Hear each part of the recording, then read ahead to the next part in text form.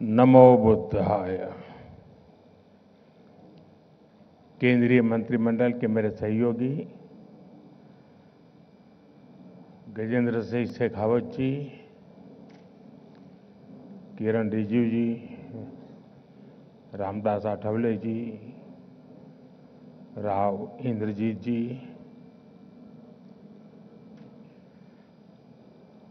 दिल्ली के मुख्यमंत्री का कार्यक्रम था, उनको निकलना पड़ा, और सभी मंत्रीगण के साथी दिल्ली के lieutenant governor Saxena ji, excellencies, diplomatic community के सभी माननीय सदस्य, बुद्धिस्ट स्कॉलर्स, धम्म के अनुयायी, देवी और सज्जनों, 125 साल के इंतजार के बाद भारत की विरासत लौटी है, भारत की धरोहर लौटी है। आज से भारतीय जनमानस भगवान बुद्ध के इन पवित्र अवशेषों के दर्शन कर पाएगा, भगवान बुद्ध के आशीर्वाद ले पाएगा। मैं इस शुभ अवसर पर यहां उपस्थित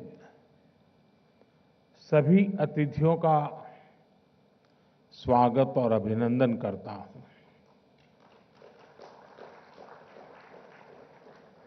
इस पावन अवसर पर बौद्ध परंपरा से जुड़े भिक्षु और धर्माचार्य भी हमें आशीर्वाद देने के लिए यहां उपस्थित है। मैं आप सभी का वंदन करता हूं। आप सभी की उपस्थिति इस आयोजन को नई ऊंचाई, नई ऊर्जा दे रही है। 2026 की शुरुआत में ही ये शुभ उत्सव बहुत प्रेरणादायी है, और मेरे लिए भी सौभाग्य है कि 2026 का मेरा ये पहला सार्वजनिक कार्यक्रम है जो भगवान बुद्ध के चरणों से शुरू हो रहा है। मेरी कामना है भगवान बुद्ध के आशीर्वाद से 2026 दुनिया के लिए शांति, समृद्धि और सद्भाव का नया दौर लेकर के आए। साथियों, जिस स्थान पर ये प्रदर्शनी लगी है वो भी अपने आप में विशेष है। किला राय पिथौरा का ये स्थान भारत के गौरवशाली इतिहास की यश भूमि है। इस ऐतिहासिक किले के इर्द गिर्द लगभग 1000 साल पहले उस समय के पूर्व शासकों ने एक दृढ़ और मजबूत सुरक्षित दीवारों से घिरे नगर की स्थापना की थी। आज उसी ऐतिहासिक नगर परिसर में हम अपने इतिहास की एक आध्यात्मिक और पुण्य गाथा को जोड़ रहे हैं। साथियों, यहां आने से पहले मैंने विस्तार से इस ऐतिहासिक प्रदर्शनी को देखा। भगवान बुद्ध के पवित्र रेलिक्स को अपने बीच पाकर हम सभी धन्य हैं। इनका भारत से बाहर जाना और लौटकर फिर भारत आना, ये दोनों ही पड़ाव अपने आप में बहुत बड़ा सबक है। सबक ये है कि गुलामी सिर्फ राजनीतिक और आर्थिक नहीं होती। गुलामी हमारी विरासत को भी तबाह कर देती है। भगवान बुद्ध के पवित्र रेलिस के साथ भी यही हुआ। गुलामी के कालखंड में इन्हें भारत से छीना गया और तब से करीब 125 साल तक ये देश से बाहर ही रहे। जो लोग इन्हें भारत से लेकर गए थे, उनके वंशजों के लिए तो ये सिर्फ निर्जीव एंटीक पीस ही थे और इसलिए उन्होंने इन पवित्र अवशेषों को अंतर्राष्ट्रीय बाजार में नीलाम करने का प्रयास किया। लेकिन भारत के लिए तो ये पवित्र रेलिक्स हमारे आराध्य का ही एक अंश है, हमारी सभ्यता का अभिन्न अंग है। इसलिए भारत ने तय किया कि हम इनकी सार्वजनिक नीलामी नहीं होने देंगे। और मैं आज गोदरेज समूह का भी आभार व्यक्त करता हूं। उनके सहयोग से भगवान बुद्ध से जुड़े ये पवित्र अवशेष भगवान बुद्ध की कर्म भूमि, उनकी चिंतन भूमि और उनकी महाबोधि भूमि और उनकी महापरिनिर्वाण भूमि पर वापस लौटे हैं। साथियों, भगवान बुद्ध का ज्ञान, उनका दिखाया मार्ग पूरी मानवता का है और कालातीत है। ये समय में बंधा हुआ नहीं है। ये भाव हमने बीते कुछ महीनों में बार बार अनुभव किया। बीते कुछ महीनों में भगवान बुद्ध से जुड़े पावन अवशेष जिस भी देश में गए, वहां आस्था और श्रद्धा का ज्वार उमड़ आया। थाईलैंड में अलग अलग स्थानों में ऐसे ही पावन अवशेष रखे गए थे। महीने भर से भी कम समय में वहां 40 लाख से अधिक श्रद्धालुओं ने उनके दर्शन किए। वियतनाम में जन भावना इतनी प्रबल थी कि प्रदर्शनी की अवधि बढ़ानी पड़ी। वहां के 9 शहरों में करीब 1.25 करोड़ लोगों ने बुद्ध अवशेषों को नमन किया।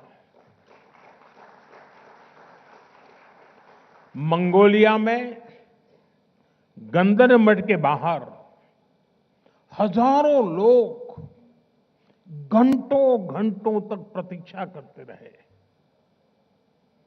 कई लोगों ने सिर्फ इसलिए भारतीय प्रतिनिधियों को छूना चाहा क्योंकि वे बुद्ध की भूमि से आए थे। रूस के काल्मिकिया क्षेत्र में सिर्फ एक सप्ताह में 1.5 लाख से अधिक श्रद्धालुओं ने पवित्र रेलिस के दर्शन किए। ये वहां की आधे से भी अधिक आबादी के बराबर है। विभिन्न देशों में हुए इस आयोजन में क्या आमजन, क्या हेड ऑफ द गवर्नमेंट, सभी एक समान श्रद्धा से जुड़े। भगवान बुद्ध सबके हैं, भगवान बुद्ध सबको जोड़ते हैं।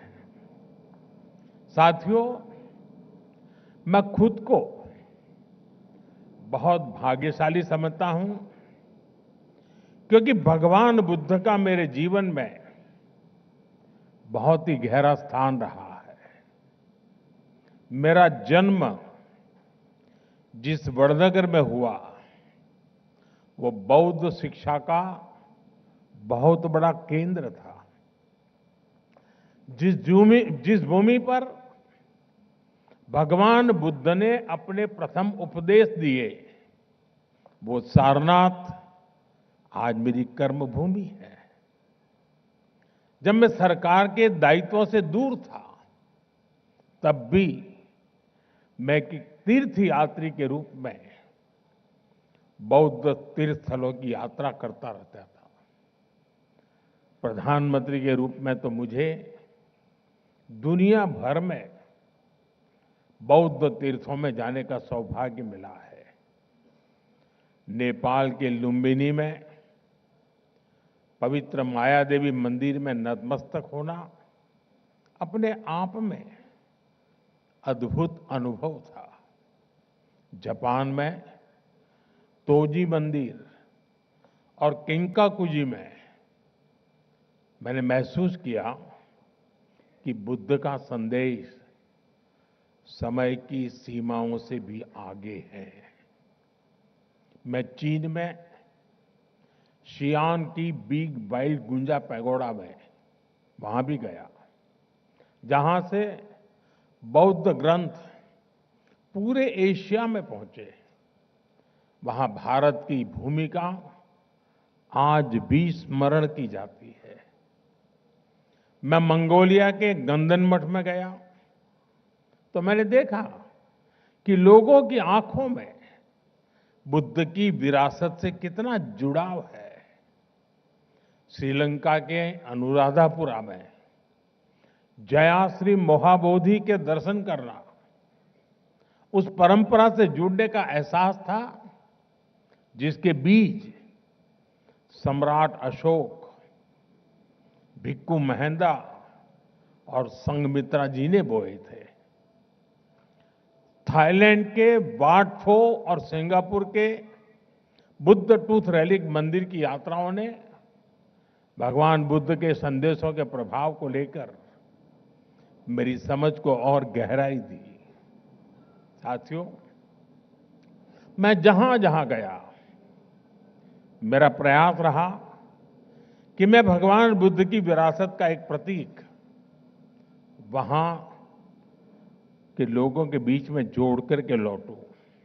और इसलिए चीन, जापान, कोरिया, मंगोलिया, मैं जहां भी गया, बोधि वृक्ष के पौधे लेकर के गया था।